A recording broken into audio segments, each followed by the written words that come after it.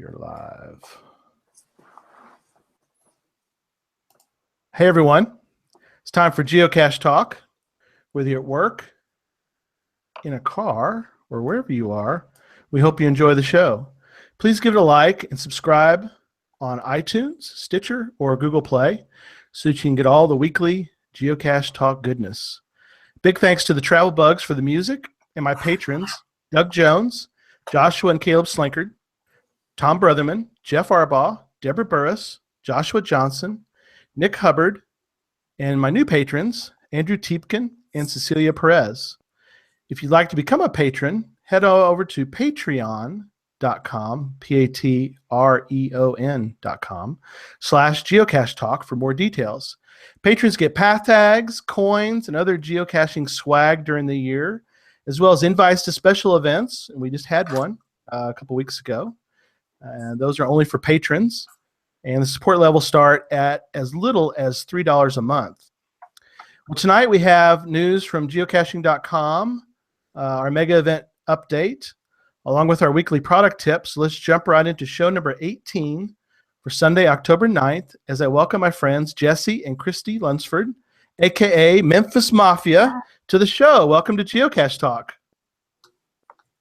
How are y'all? Hello. Good. We're good. Thanks for having us. You bet. And what's interesting is we're all coming from. I think we got the U.S. covered. I'm in the sort of the central in a sense. Jesse's up in Colorado right now, and Christy, where are you right now? I am in Pennsylvania. Ah, wonderful. See, we got the east, the central, the west, kind of. So that's cool. Interesting. So you're there for work, is that correct? Yes. So I'm here every week. I fly into Harrisburg and do my thing. Cool. And then go back home. Yay. That's great. Well, let's get started. We got a lot to talk about tonight. Geocaching news, sponsored by FTF Magazine. FTF Magazine can be found at ftfgeocacher.com. And a couple items I have for the in the show notes for today. One of them is that today is International Earth Cache Day. So everybody, you've got a couple hours left if you want to run out and grab an Earth Cache, but your time is running out for today. Did you guys find a Earth Cache today? We did not. We did not go out and get an Earth. The closest one I think to us is about 25 miles away. So yeah, see, you've found a lot of them probably around you. Mm-hmm. So it's a little tricky then to try to grab one. Yeah, we just couldn't fit it into the schedule, and I'd like to have the souvenir, but we just didn't have the time to go get one. That's okay. Yeah. Well, we Slinky Mom and I were able to get one. That's the other thing is it's an hour at least for us to get to one now. It's getting further every time we pick up another Earth Cache. It gets further and further for us to drive, which is fine. But we got one. I'm gonna put a video together about it for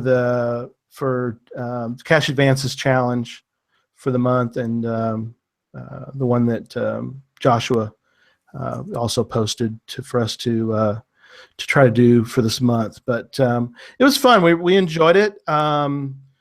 It was interesting. It was 4-stage, so it was a multi-stage Earth Cache, which some of them are. Wow. But yeah, we had to go to 4 different locations in this preserve, and it was good. The 4th stage was a little unclear, but we figured it out, and we had a great time. So it was fun, and we got our little souvenir, which, as Slinky Mom always says, is great because she doesn't have to dust it. So other note tonight is I don't think it's out for everyone, but I'm going to go ahead and mention it. I don't know if you guys had seen this email that came out for premium members, but it's about the spooky souvenir. Did y'all see this? Yes. Okay. I think you're breaking the story right now. I'm breaking it right now. Breaking news. Breaking news for everyone that doesn't know, but if you find a geocache between October 29th and October 31st, then you get a Ghost of Unfound Caches. Ooh, unlock the Haunted Hide souvenir. So, oh well, something fun. The interesting thing about that night, October 30th is a Sunday, and I'm going to have on Doug Jones. Limax is going to be on, and we're going to do a Halloween themed show, so it'll be fun. Yay! Oh, I nice. love Halloween. Halloween's the best holiday. So we're going to have a lot of fun talking about. It'll be Halloween themed, so it'll be fun. We'll turn the lights down, and we'll put on some, we'll put on a costume or something and have a good time. Put some music on. It'll be great. So anyway, for everyone, there's I put in the show notes a link to a blog post, and that's really kind of the best I've found so far, other than the email. But it's a nice little note about it. So anyway, so there you go. Try to find a cache between the 29th and 31st. Get you another souvenir. So I think it's attend an event also, right? You could attend an event. Yes, you could. I know you. And you guys, have you done it since Geo Woodstock? I know y'all probably were like, are y'all starting to do any of your monthly events again? Or are you kind of waiting to? Is your burnout still going on? We actually have a great monthly event that's hosted up here, the NOCO for Northern Colorado Dinner. So that's every second Tuesday of the month. So we try to go to that as often as we can. But right now we also host a weekly Monday morning coffee event. So it's a very small event, but we host them on Monday mornings before work. So. Oh, very cool. That's a neat idea.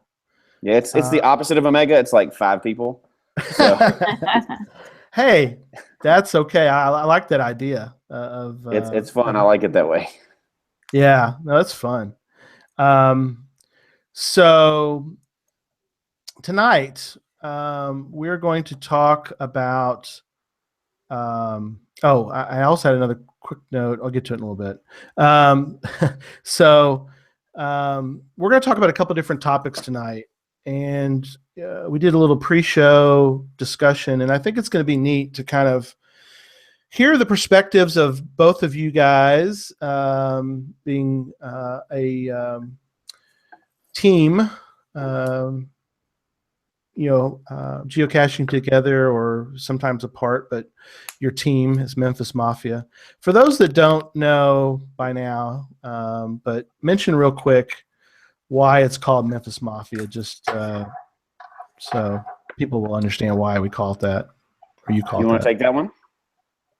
Yes, I will do that. And I apologize. Pennsylvania internet is running a little slow. So if I freeze up, I apologize, you guys. But no problem.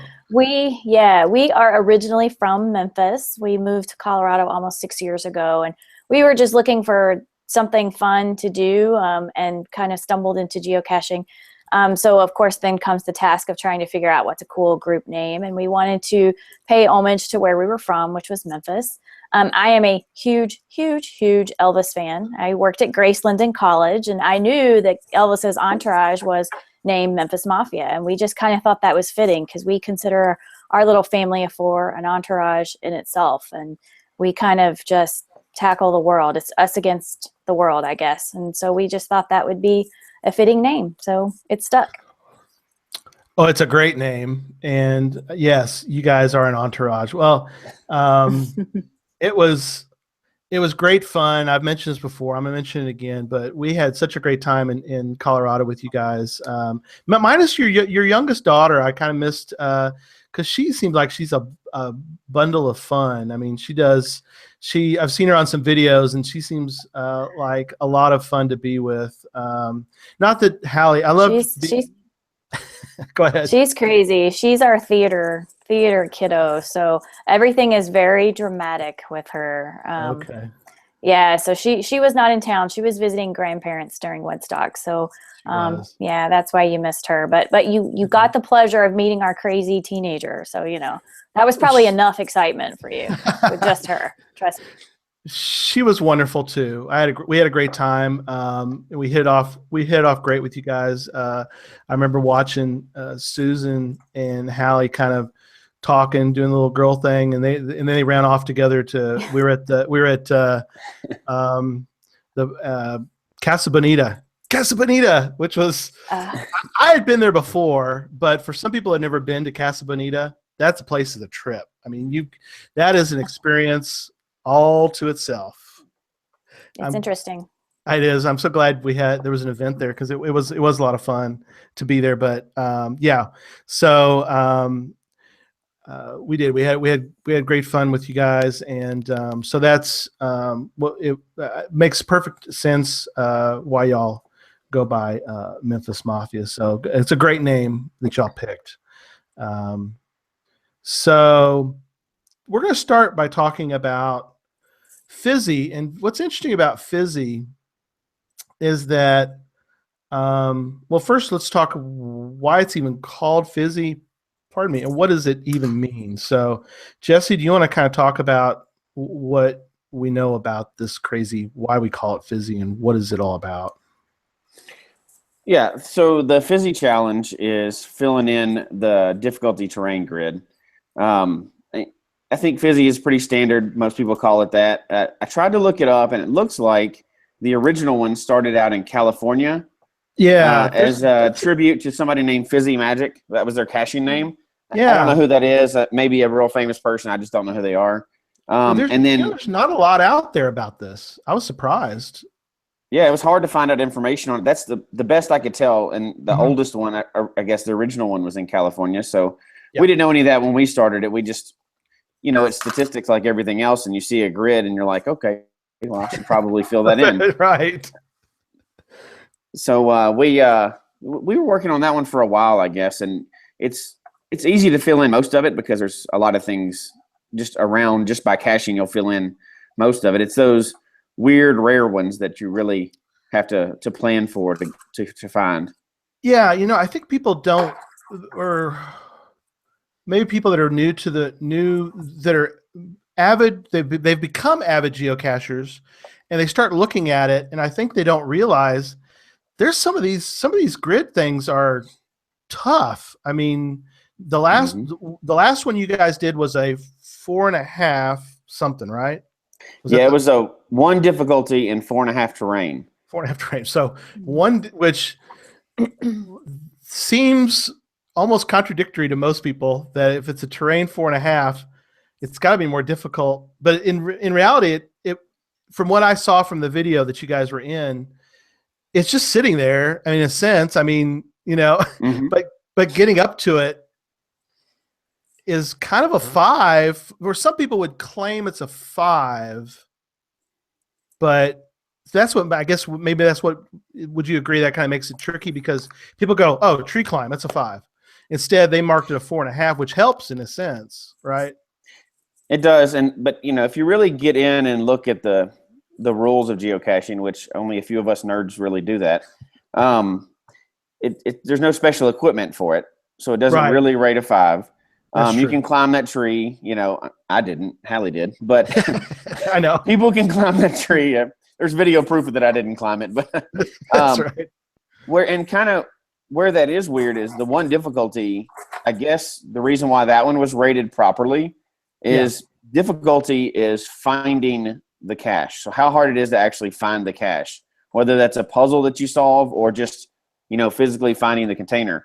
When you walked up there, as soon as you saw the tree, you saw the cache. So finding it was not difficult. I mean, it was hanging in the middle of the air. The difficult part was the terrain. So the difficulty was really easy. The terrain was hard, but it's hard to find those. You don't see a 4.5 very often.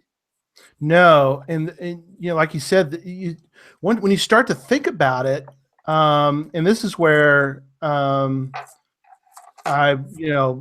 always have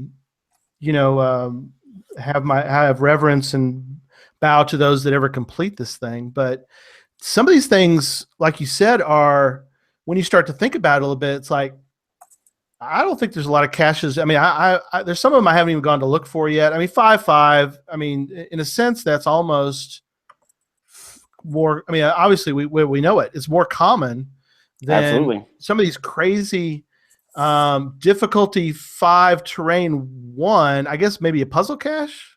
Is that Yeah, where that would be a puzzle cache. Yeah. So okay? the way I would see that one is some real difficult or a puzzle or challenge to solve, Yeah. and then you just walk up under, lift a lamp skirt. Lamp skirt or something, right? Yeah. Because that's the other trick is for a 1.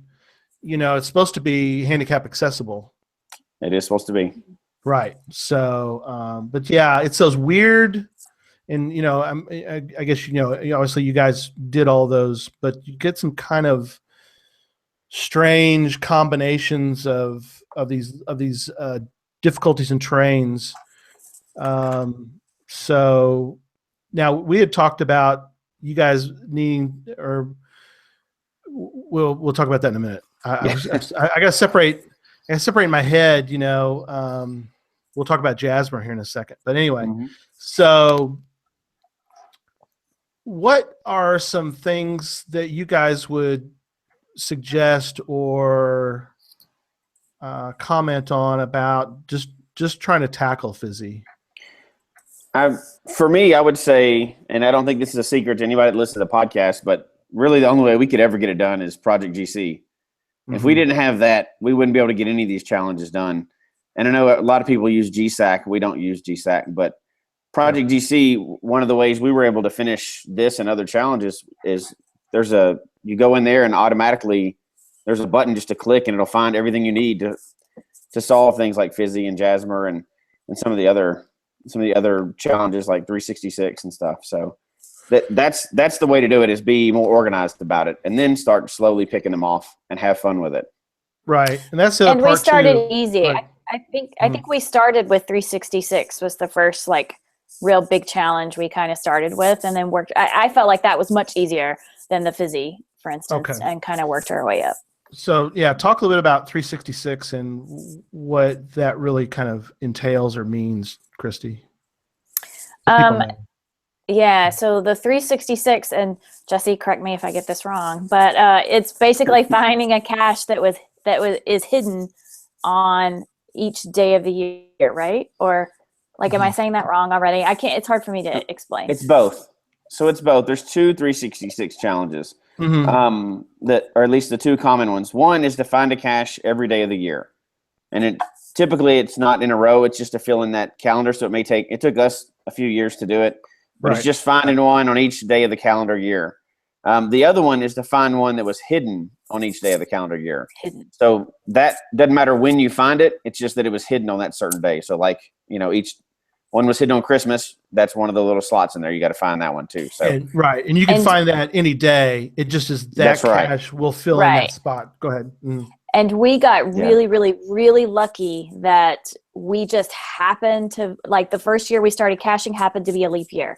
So we had that February 29th date when we started working on that first 366. So we were, as opposed to some friends of ours who, had to wait almost 4 years because they started working on it and, maybe the same year as leap year and didn't find it. So we got really lucky on that one. Yeah, that's something we've been geocaching for a while, and we kept forgetting about leap year. We got the last one, so that spot is filled, but we're still working on that one too, a little bit. Susan kind of keeps track of it for us, and reminds me, we got a cache. There's a cache this Wednesday we got to find. We're trying to fill in October, so yeah, that I think we were talking before the show as far as what are some challenges that fairly new cachers might get interested in, and that one, in a sense, can be one that people could start on. But we'll talk about a little later about how these can become bear traps. But go ahead, Christy. What are you going to say? No, I think that's probably the easier one for a new cacher to start on, as opposed to something like Jasmer, for instance. I mean, Jasmer, we've done some traveling to try to fill in our Jasmer specifically for caches. And I don't, a lot of new cachers, I just feel like they would probably look at us experienced folks and think we're crazy for literally planning a trip just to go find one cache to fit in one little square. on a box. So I feel like that 366 is probably the best one. And then once you achieve that one, then you've been bitten, and you want to do the next one. You want to do the Fizzy, and you want to do the Jasmer, and you want to keep going. Mm-hmm. So I'm going to bust Christy out on this one because she seems to have selective memory. She hated the 366 challenge when we were doing it, and so did I, because we felt like, and it was earlier on. Here's why. Hold on, I'm not done yet. She says it's easy now, but when we were doing it, we felt like we were forced to cache on certain days when we didn't want to, and we didn't try to even do it all in 1 year. We were miserable doing that, and like we'll get to later, the streak, when you feel like you're forced to do something that makes the game not as much fun. We finally did it, and now we can look back on it fondly. But I didn't, but she may have said some bad words at the time. So, I'm gonna defend her a little bit, because here, Christy, I'm gonna defend you for a minute, and I'll let you jump in, because this is good. This is I think what she's kind of referring to, because you're right. That's why I said it can become sort of a bear trap, and that is, and we'll talk a little bit about that, about burnout and all that kind of in a minute. But as far as a challenge for somebody to work on, I can go to a lamppost skirt today, find one, and I filled in a spot. Right. Versus telling somebody, hey, why don't you go out and try to do, whatever, do a challenge where you do 100 caches in one day. I mean, I know there's plenty of challenge caches that you have to fulfill. We'll talk about that in a minute, but yes, go ahead, Christy. No, I agree. And I think, yes, maybe I had some negative words back when we were doing that 366, but that usually it was a stress. Sometimes it does get stressful, because Jesse would call us from work and say, oh, hey, at like 5 p.m, oh, hey, we need today. You've got to go get a cache. So me and the girls would go to like 4, and of course that's the day you can't find anything, right? You go to every LPC in town and they're missing, or what have you. Raining. It has to be raining, or it's snowing, or whatever. Right, but, snowing for y'all. Yeah, but it is, sure. It wouldn't be called a challenge if it wasn't somewhat challenging. So. Yeah, there was and there was a lot of discussion. We didn't do it. I don't know. Do y'all remember the each year geocaching comes up with little summer things. Either it might be in August, but remember 31 days. Yes. 31 days. We almost quit caching over 31 days of geocaching. Yes. That was, which is funny now. That's a great segue into our current streak, because if you had asked us however many years ago that was, if we would ever do, a 366 streak, we would have said, no way, that's crazy. I think what did we find, Jesse? Like 33, like we got to 31 days of August and found 2 more and we were done, because we were just, it was a struggle. It was something like that. And we may have had a couple before August started, which made it about 34 total. And we hated it. We felt like we were being forced to play our game, and it just wasn't for us at the time. That's interesting. And let's talk about streaks for now. We'll come back to Jasmer in a minute, but let's talk about streaks, because we're right in the middle of this thing. And this is something that I find I find it fascinating. I think maybe some other people do as well.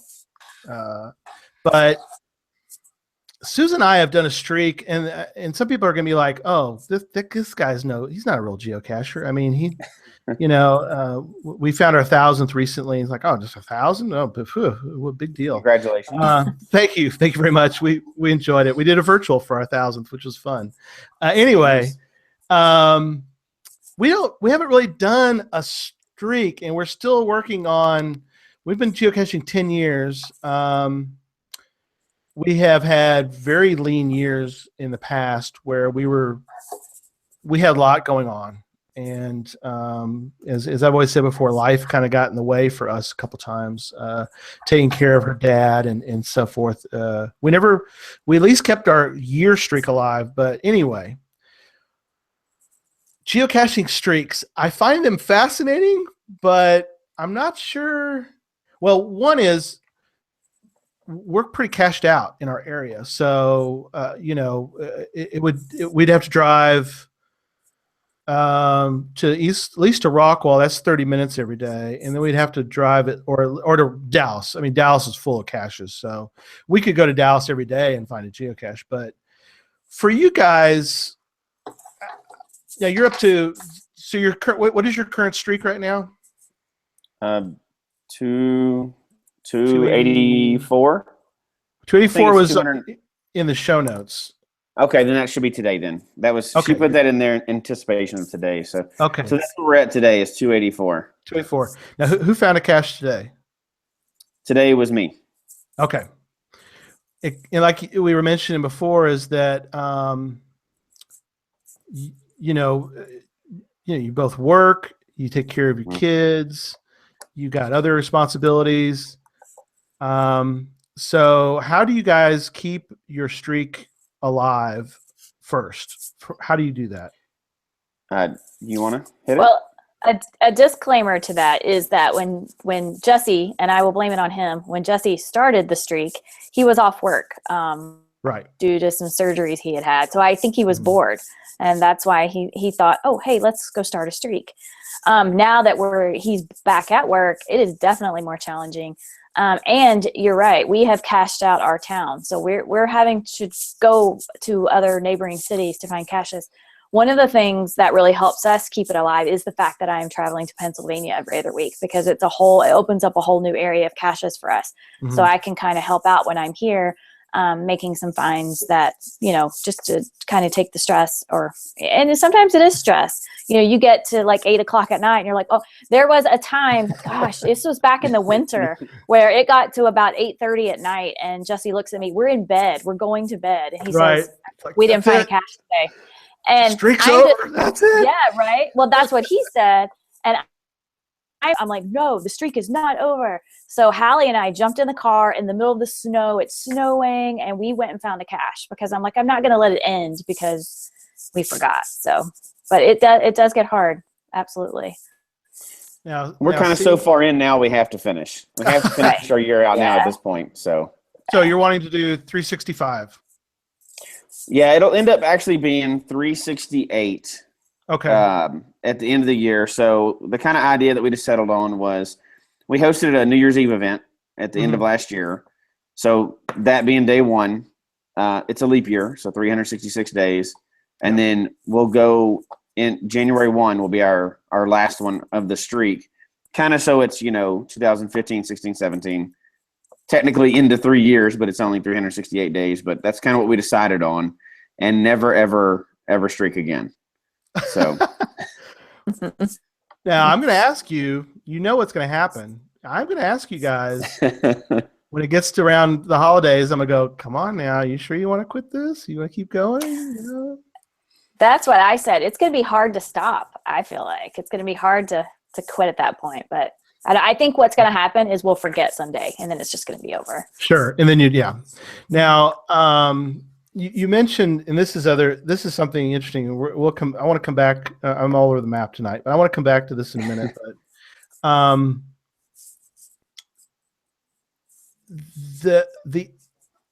okay, we all know people. I know someone who they found 300 and something caches. They haven't found a cache since, which to me is interesting. It's like you did 300 plus caches, and now you have no interest at all. I mean, to me, it's like, I can understand sort of waning, where you start finding caches, one a week, and then all of a sudden you're down to 1 or 2 a month, and then you kind of, I'm. So for you guys, what is it that keeps you going at this point, other than the fact that you got a streak going? I mean, what is it that really keeps you going?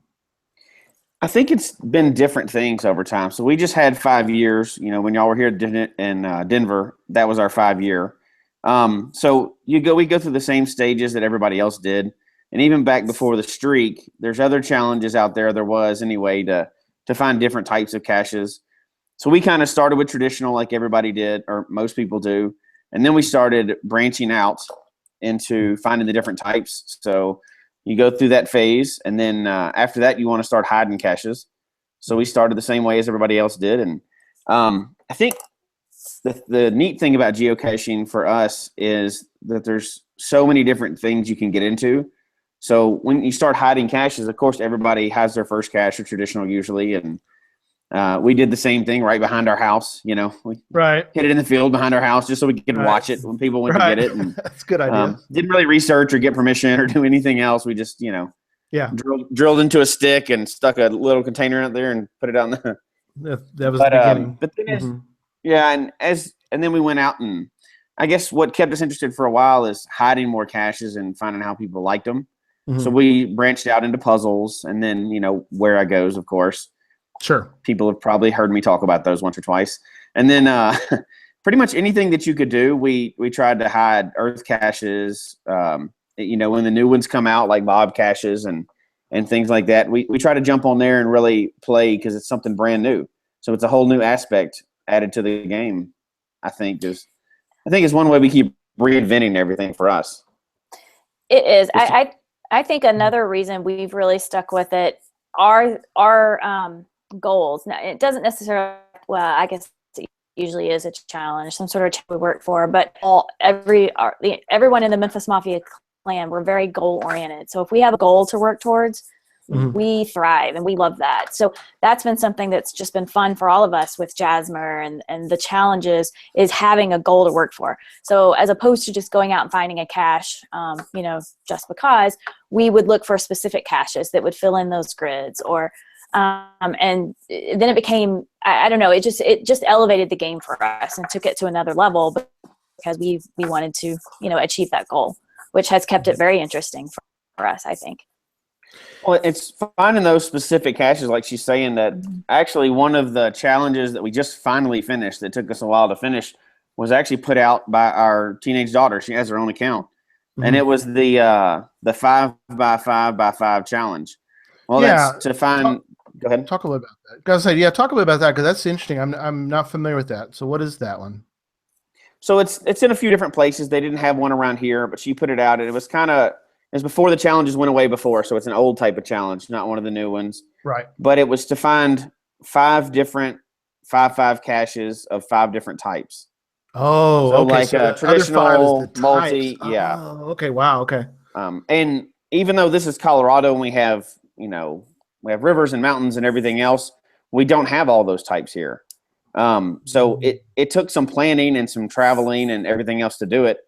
But it's a challenge. It's kind of laid down. Once those challenges are laid down, you can't really give up until you get them. So we've incorporated those into vacations and everything else. We're like, hey, if we go over here, we can pick up this one little cache. And it's a good way to keep you motivated, other than just, it can't be all about, I got 1,000 or 5,000 or 10,000 caches. You'll get bored with that too quick. At least we will. Yeah, that is interesting. Now, do you remember off the top of your head what those 5 types? One's traditional. Yes, one's probably traditional. Multi. Multi. We just got that one recently. Okay. Earth cache was that? No, we don't have an Earth cache yet. We have one on the table, but the closest 5x5 Earth cache to us is the Grand Canyon. So. Oh wow. Okay. Even up there, because you guys have some really tough Earth caches up there. Nope, none that fall into that category though. Okay. I see in the notes that there's a 5. Is there actually been a difficulty 5, terrain 5 CETO? There has been. We've never been to one, and this challenge that we just finished specifically excluded events. Okay, gotcha. All right, makes sense. But so we haven't done a CETO. So we did the traditional and a puzzle. So it wasn't a challenge; it was an actual puzzle, 5x5. Right. And then multi, and let's see, letterbox. Actually, no. So the closest letterbox is another state away. Okay. And the only 5x5 where I go here in our state was ours for a long time. So yeah. We couldn't go for that one. And finally, another one came out that was a boating cache, and it was a great one that was kind of in conjunction with an event.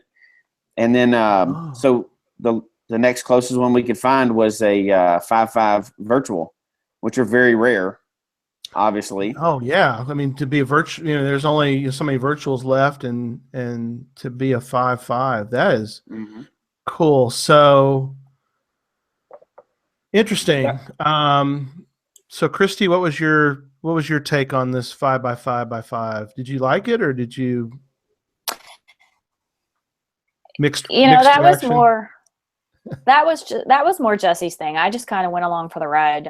Okay. That wasn't what I was really tracking and focused on achieving. So I was more, I think Jasmer is probably the one I'm most involved in, and mainly because, again, it incorporated a lot of travel for us because we couldn't just get everything in Colorado.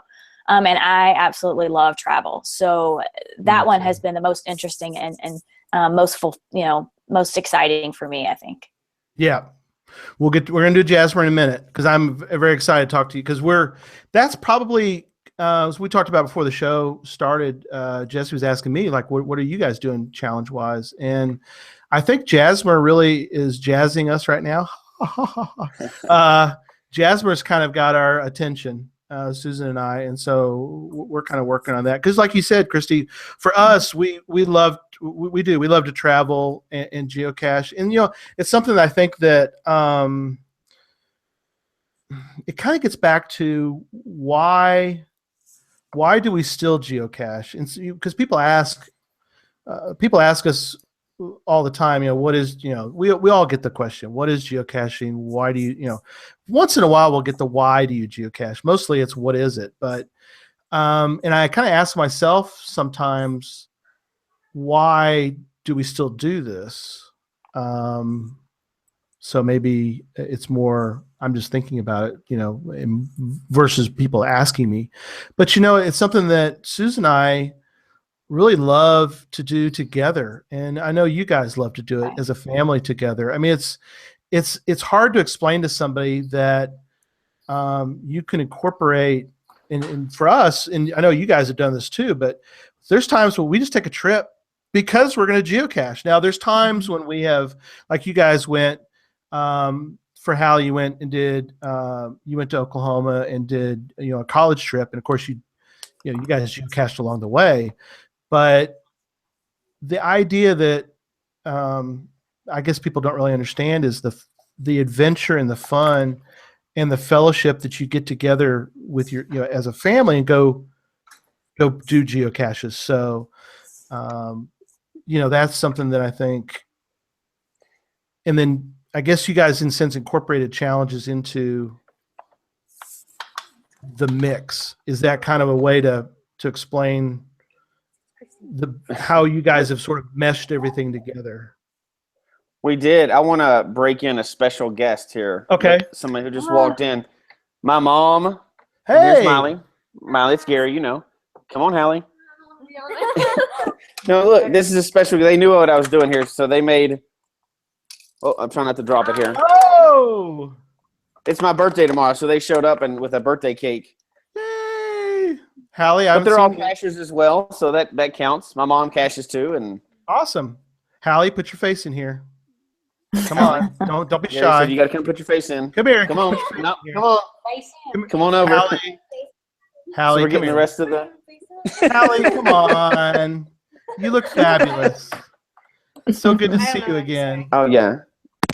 Well, we usually find something to say. Yeah, they all showed up right at the end of the show here. So. Well, that's wonderful. I'm so glad to see you guys. I embarrassed him enough and got us off track on the show. Awesome. Well, that's wonderful. I'm so glad that we got to see everybody. So awesome. Well, so back to the show. So Christy, we'll come over to you. Yes. No, I'm kidding. So does that kind of, in a sense, because we talked a little bit before this, like Susan and I love to geocache, but we love things around geocaching, I guess, differently. And I think you guys are sort of similar, right? I mean, you love to geocache, but the things that sort of swirl around your geocaching trips, you have different reasons why I think you like doing the trip. I mean, is that fair to say? Well, I mean, you mean differences between Jesse and I about what we like?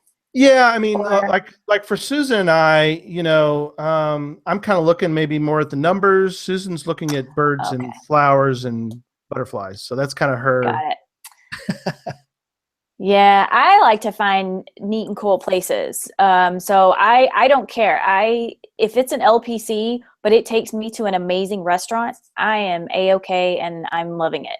Jesse is more focused, I think, on, elaborate gadget caches or these weird difficulty terrain combos, or, I'm at the top of a mountain finding a cache. So, he's more the adventurous one, and I like the adventure, but I'm also just as happy.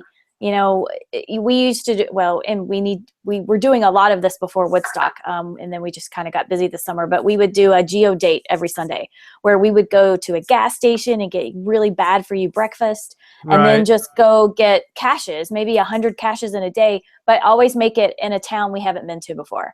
Find a little hole in the wall cafe to have lunch in, and then just had really good conversation between the two of us in the car as we're driving from cache to cache.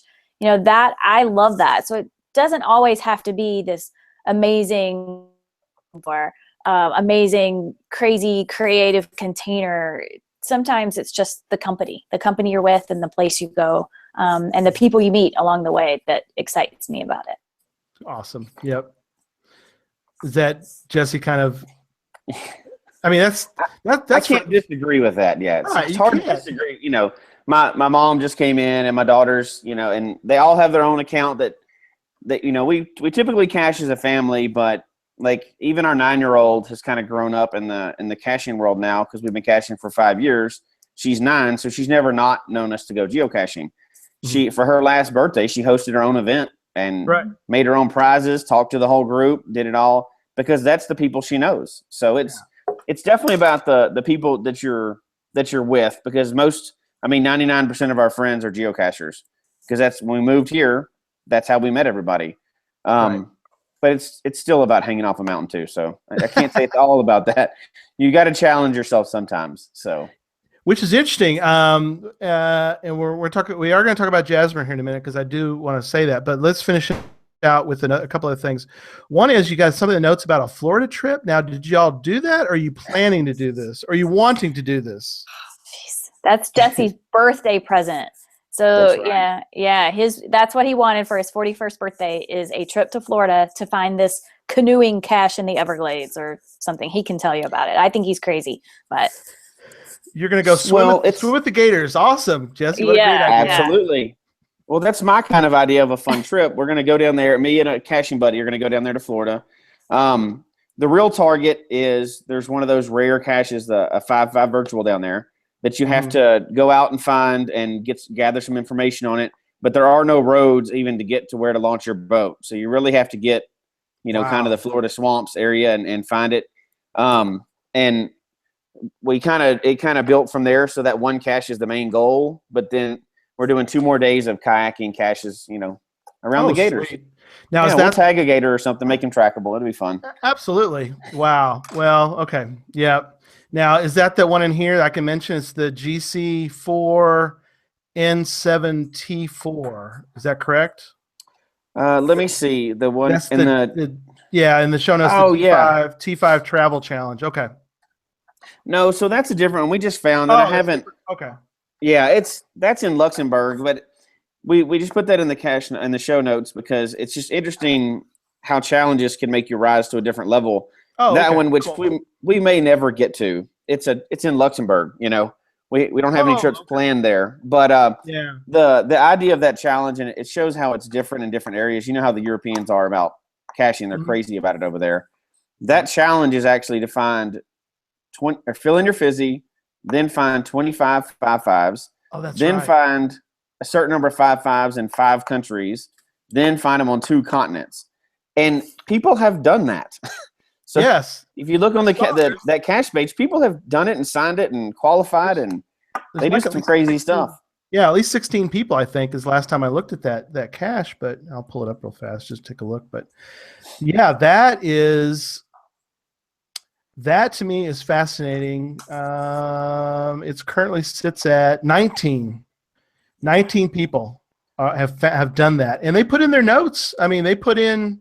It's not like they just sort of logged it and it's like, really? I mean, are you serious? Now these people, they put their pictures of all the information that proven that this is what they did. So amazing, fascinating. It really is. Doc in the chat room said they have to be independently wealthy, and Right. it does take a lot to travel and do that, and that's the part that I like, though.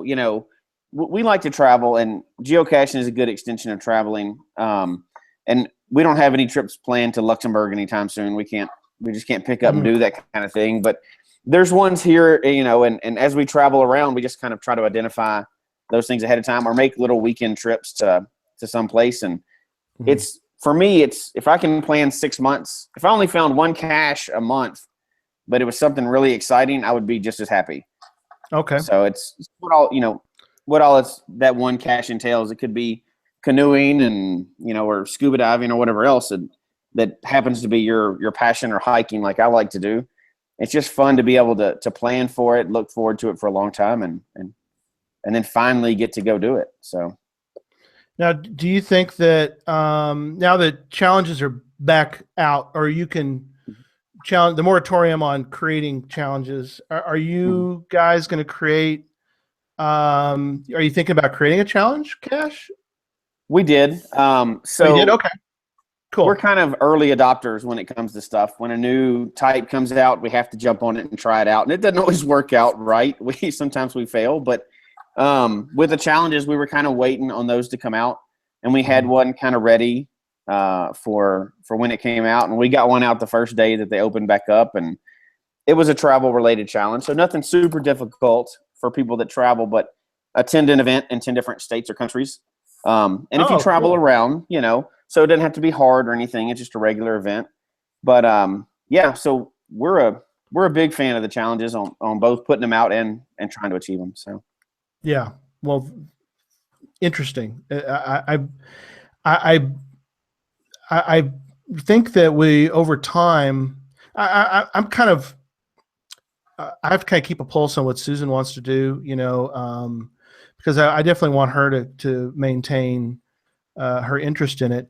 I'm still fascinated by, that I can, dial in a lamppost cache and be able to find, like, hey, it's a lamppost cache. Look, look, you lift it up. There's the bottle. Look, it's a camo pill bottle. It's like, this is great. So I'm still kind of I guess I'm kind of like those, fish in the bowl going, wow, I love this place. It's great. It's a little tiny cup, So me, that's still me. I'm thrilled that but I think it's,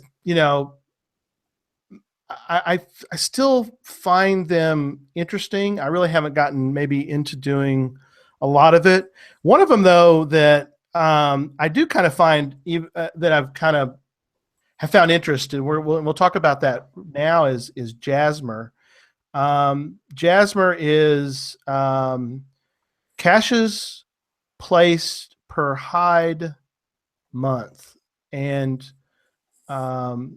so Christy, tell us a little bit about what you've experienced so far with this with Jasmer, and how you guys found out about it, and where you guys at with Jasmer. So some caching friends of ours in Colorado mentioned it to us. We had never heard of it, and this was a few years ago. And Jesse got on the computer and kind of ran our stats, and we realized we were over halfway there, just out of pure luck. So then we really started to focus on where were these caches, where were the ones that we needed. And fortunately, again, I mentioned that I love travel. So we were able to satisfy some Jasmer squares when we went to Boston a couple of years ago. Jesse went on a caching trip with a friend of his in Utah a few months ago. We were able to satisfy some squares. We were able to do so when we went to Oregon back in the spring. So it's just kind of nice, because whenever we do, we travel a lot. So whenever we do travel, we would always just kind of dial in to see, okay, well, what caches would satisfy a square on this Jasmer that could be near us. And so it's just taken us to a lot of really cool places. And I think we're, Jesse, now one shy of completing the Jasmer? We are one shy. Where's that last one? That one is in Dallas. It's back down here. Yeah. That's right. I actually have it on my watch list too. So We do as well. but I haven't found it because I keep poking you guys because I want you guys to come down and we'll both find it. We'll both find it the same day and we'll celebrate. We'll get some barbecue or something. So you guys Holy need to come cow. down and we'll do it. I'll buy you dinner. You won me. You won me at barbecue. It's done. I'll take you to a great barbecue place down here. I'll pay for the whole family. I just want you guys to come down and have some fun down here in Texas. So, have you seen Jesse eat barbecue? You might not want to make that offer just yet. Well, it may not. It may not be. It won't be. Well, it could be all you can eat. I don't know. But yeah, there's some obviously cool places down here. We actually found one time with our little motley caching crew that go out geocaching. We usually go find barbecue after we're done. So, but yeah, Tom was talking about it, and yeah, it's just you're exactly right. It's the walk in the park is the name of it, and Tom figured out that's one of them because it's. Here's the fascinating thing about Jasmer, if people aren't familiar with Jasmer, and that is that fines by caches, let's say this right, fines by cache hide month. Of course, Jasmer never ends, but that's another story because every month, like November comes up. Nobody, like 12/01 on October 31st, nobody will there will be nobody that can claim they've finished Jasmer, but obviously you just find when that month you move on. But the old caches, that's where it gets tricky. And it's interesting when you start looking, and there's a couple months for everybody that's interested in doing Jasmer, you want to get out and get those done. Now there's a certain month, I don't remember which one it is, you guys might remember, but there's one month that's we've talked about this before, and there's like a cache in Utah. Mm-hmm. I think there's a cache on an island in in Georgia. You guys did the Utah one, I think, right? Yeah, Potter's Pond. Oh, I thought the one we have left is the one that it's in Dallas, Utah, and Atlanta. Do I have that one confused? There's two of those rare ones in Utah, and we're both talking about this. Yeah, so it's Potter's Pond is the one we went and did out there. That was that rare one. There was only a few of them to do. But the other one is actually there too. So okay, yeah, there's certain months that if you were to like map it out, when you start going back to the 2002s, 2001s, 2000s, there's certain months that obviously Mingo is going to be. I don't know if there's any others in March of 2000. Well, there has to be because people have done the Jasmer 3 times. Oh, so that's true, right? Yeah. So, which is tricky, obviously, but yeah, there's a couple months in there you need to go, and I need to probably go back and do maybe a map it out where there's only because there's certain months that if those caches start disappearing, there may come a point where it will get close to where you couldn't finish Jasmer. That would not be fun.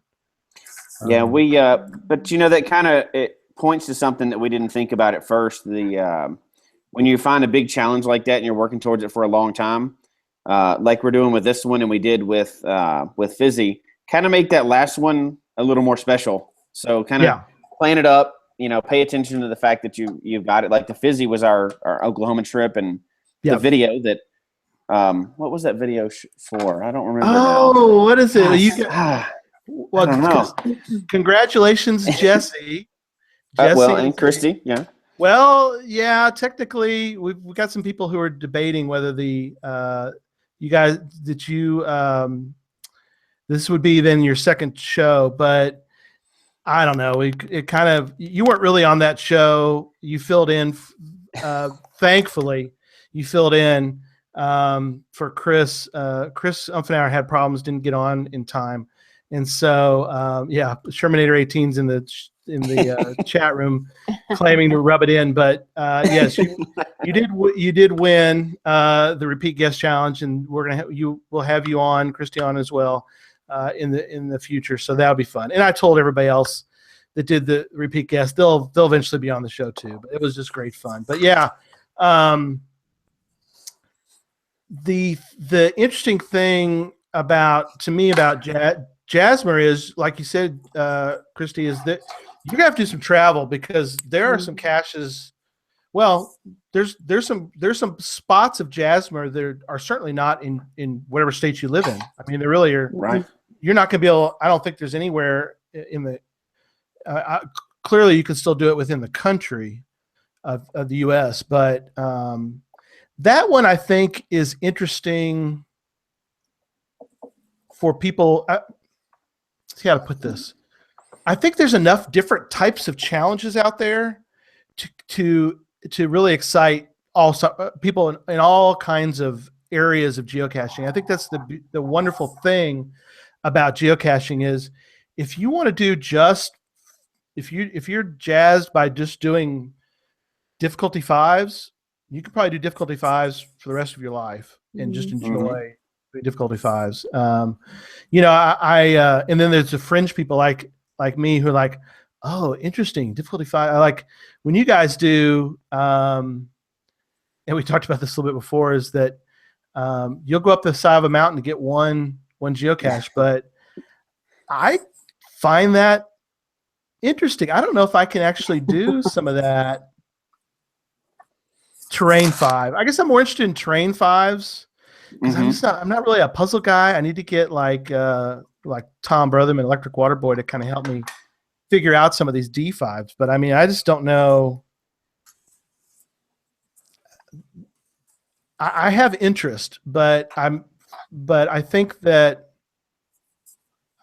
everyone needs to find something in the challenge world that might interest them. Is that something maybe is that a better way to put it? Yeah, I would agree so.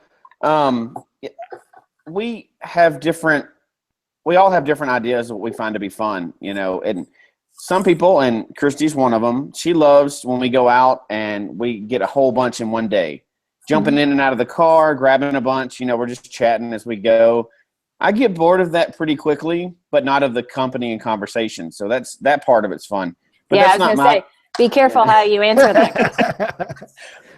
I notice I said it right. Yes. And then, if that was all that caching was about, just a big long power trail all the time, I wouldn't hold my interest at all. I'm more fascinated, like you said, with the difficulty in terrain 5, just because it's kind of a platform. You can do so much in that one little square that it's kind of fun. But it's not for everybody. And there's, like we were talking before the show started, it's all a game. It's all about what's fun to you. And, nobody should judge anybody else for what they want to find or, any of that other stuff. And some people get really angry about people finding caches they don't like. That doesn't make any sense to me. So yeah, I don't understand people trying to impose on others, you need to like this. No, I don't. I can do whatever I want, That's right. People just have to understand that, like you said, Gary, there is a niche for everyone. Some people hate LPCs. I get that. Our 9-year-old loves LPCs. We call her the LPC master. I mean, she can find them so fast, so, right. If it wasn't for LPCs, which I know there are some people out there who would love to never see another one, but if it wasn't for those, I wouldn't have the engagement and the attention of my 9-year-old daughter that I do, which again, just brings us together as a family, and it's great. Absolutely. That is one of the great examples. You hear that, Sonny? I'm gonna tell you again. The lamppost caches are not bad. They're not. They have a purpose. They have a purpose. What's funny too is that we have one we have a couple in town, but we have one near a hotel, and I can't tell you how many wonderful. Well, logging is a whole other thing, but how many logs I've had of people who have told me how wonderful it was that I placed one next to their hotel because they write in the people that write a decent note. The people that do that will put a note in there and they'll say, we were traveling through town. We only don't have time to search around. Mm-hmm. We either want to keep a streak going, or we wanted this county, or we just wanted to find one real quick. Because it's near Cracker Barrel and it's near the Best Western. So, I mean, that's the kind of point that I think people do fail to think about, which is these things all have kind of a purpose. I mean, the lonely caches that sit out there, the people are like, well, why did I put one of these out there? Or why, other people are like, why on earth would you go up the side of a mountain to find this one ammo can, and it's like, hey, for some people like Jesse, hey, it's tough to get up there. So if I'm going to enjoy the trip up, let's find a cache and let's claim a difficulty that a lot of people can't, aren't doing, so, Tom mentioned this, and I ask you guys too. This is another challenge that I think is interesting, and that is county challenges. Fascinating, because in Texas, it's a huge thing here in Texas because there's so many counties. In fact, and Tom, if I get this 254?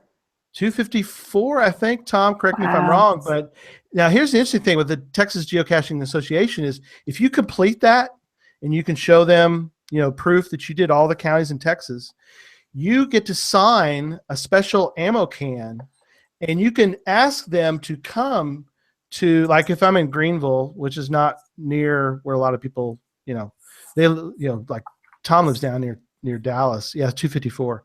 I can ask them, come on up, bring the ammo can up to my town, and I get to sign it, and they have a little ceremony. So I think that's neat to do that. He's saying there's only 67 people that have finished it. Well, finished it and told them and signed the special ammo can. So how far along are you guys as far as Colorado? Is that something you guys want to do? It is. We've looked at it. I was trying to pull up how many counties we have, but I don't have it easily accessible. I would say we're about half. We're about halfway done. We had a goal of trying to complete that this year, but with the streak, there was just no way we were going to get the counties. Plus, I hate driving out on the plains. That's where a lot of our counties are that we still need, and I hate going there. But yeah, we do want to do it, and we'll get there eventually. Just probably not this year like we planned. Yeah, that makes sense. It's I think it's a fun thing for people to think about. The DeLorme grid. I've looked at it before. Mm-hmm. It's kind of fascinating, and I think that I think that, like we said, there's things that are interesting, and they should be interesting for you or for your family, and not to try to. Now, I'm all for the discussion. Like if somebody wants to sort of talk me into their challenge, I'm open to that. But and I'm always interested to hear about challenges. But as you guys have said, there's a fine line between, me trying to talk you into a challenge and me telling you need to do this challenge. Right. So. But that's why there's a good challenge for everybody. Not everybody has the time to visit 254 counties in Texas, or right, has or the means to get out there and do that, or wants to even. Right. But there's enough challenges out there, and if you go on geocaching.com and you search just the challenges that have come out since they released a moratorium or whatever, right. There's been a bunch, and some of them are really creative, and some of them are fun, and some of them look like things I would want to do, and some of them I would have no interest in doing. So there's a little bit of something for everybody. But that's okay, because you're able to climb mountains and swim rivers, and there are other people out there that can't physically do things like that. So they need easier challenges, just so that they can be involved as well. So again, I think there's a purpose for everything, and that's what makes geocaching so great, is that everyone can find their niche and there's something for everybody, which is a good thing. Very cool. Well, we're kind of wrapping up. Is there anything else that you wanted to mention about challenges before we kind of get to the end of the show? The only thing I would say is, if you haven't done any challenges, definitely investigate them at least. And if you're further along and you've done a bunch of challenges, think about putting out some good ones for others. The way the new criteria is, you have to show that you've satisfied the challenge first. So it's kind of like, I've done this really fun thing, and I want to, suggest it to other people to try it as well. So it's not just making up some crazy challenge that nobody can ever do, the person actually has to have done it first. So it's kind of sharing that experience. So I would definitely say get out there and see if there's something that you want to share with other people and kind of show them, how much fun you had. Christy? I would agree. That's a great way to put it, Jesse. It's just, something that you had fun doing and sharing it with everyone else. And, definitely, encourage folks to look into it. There are some easy challenges. There are some really difficult challenges. And then there's a lot of stuff in the middle. So, there's something for everybody. Yeah, I agree. So want to mention Mega Event News is sponsored by IB Geocaching Supplies, best site for geocoins, cache containers, and much more can be found at ibgeocaching.com. And I've got in the show notes some of the mega events coming up. I know that GeoCoin Fest is one of them coming up next weekend. Weekend, yeah.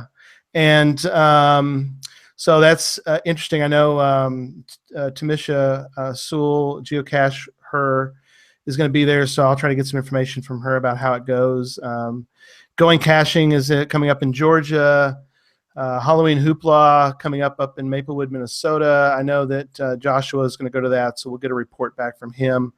And then there's others, and I'm on the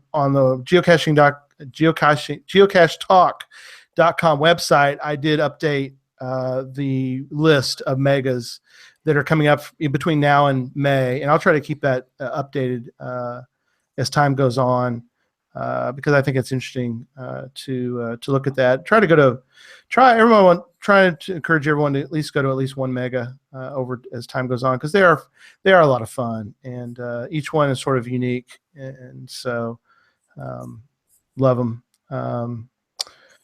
The product review this week is sponsored by Cachly.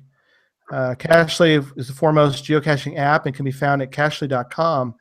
And this is something actually kind of came up in our discussion this week, and I actually did download it. Because Jesse, you mentioned, or you or Christy mentioned about geocaching stickers, and you can go get these in the iTunes store. And they're kind of neat. I've actually sent some people some of these. They're 99 cents, but they're kind of neat. They're in iMessage. You can send people a little, what do you call them, emoji or? Yes. In anticipation of this, of course, I did the same thing too. I'm always one of the first people to jump on something. I like the new stuff, Yep. And I even actually talked to Nick a little bit online about the stickers on these for Cachly. And I spent my 99 cents and I got them. And of course, the first thing I did was send Christy and Hallie a bunch of pictures of GPS and stuff. Right. And then we talked about it, and I had to ask my Hallie, my teenage daughter, like 3 times, what are these stickers again? Because I don't quite understand what they are. And the way she explained it to me is they're third-party emojis. Okay. So you can send them through text, but I guess before you couldn't get a geocaching related emoji or whatever. So now Apple has opened it up to third parties like Cachly. So Cachly can make their own little, and I don't know if you'll probably won't be able to see that there. I don't know if that'll work. There it is. So these are some of the emojis there, and it's stuff that's familiar to all of us geocachers. But so now you can send them through your text, and it's 99 cents and it's geocaching related. So how do you turn that down, right? Absolutely. Well, and the neat thing was, and I think I spoiled it for Joshua, but there's Joshua, the geocaching vlogger, is going to have a sticker, a geocache sticker that you can get. And Geocache Talk's going to have a sticker. Yay. Nice. Yay. So Nick's going to have one. He has somebody who's doing the graphic for that. So graphic artist that's doing all those. So as soon as I get that, of course, I will announce it to the world, because I think it'll be cool. And so neat for the show to have be right side along all those. I like them. They're kind of neat looking. I was kind of wondering, is there a way we can figure out how to get those like attached to geocaches some way, but I haven't figured that out yet. So No, Christy came up with a good idea. And we were talking about this too, and I guess this is one of those things because we know, and not to sound like an ad for Cashly, but I love Right. Cashly. So, We do too. He's so responsive. Her idea was if he can figure out a way to get those into the logs, the geocaching logs, that'd be really impressive. I love that idea. I do realize that's out of his control, and that's more of a geocaching.com thing, but it's still pretty neat if you could stick those little stickers in your logs. So, absolutely. Okay, so that's cool. Go buy it. It's $1. Go get those and hit up your friends to go do that as well. And then so coming soon. So next week's show 19, I'm having on Chris Williamson. You guys will find this interesting. He is the director of a movie called Treasure, and I was lucky enough to bug him and get some conversations going with him about this movie, and he's going to be on next week. I'm going to try to pull out all the information I can from him about the movie to share with you guys. It's in post-production, and so far he's been a little cautious about telling too much. Obviously, if you go to IMDb, you can find out more about the movie, who's in the movie. We're going to talk about that. We'll talk about some of the plot and some of the things he's doing for the movie. It's already been approved or been accepted or picked by a couple festivals. So and something we talked about, I talked to him a little bit yesterday in preparation for next week, but for everyone because he's asking me, he's like, how do we get geocachers on board with this movie? So if anybody has any ideas, email me at geocachetalk@gmail.com.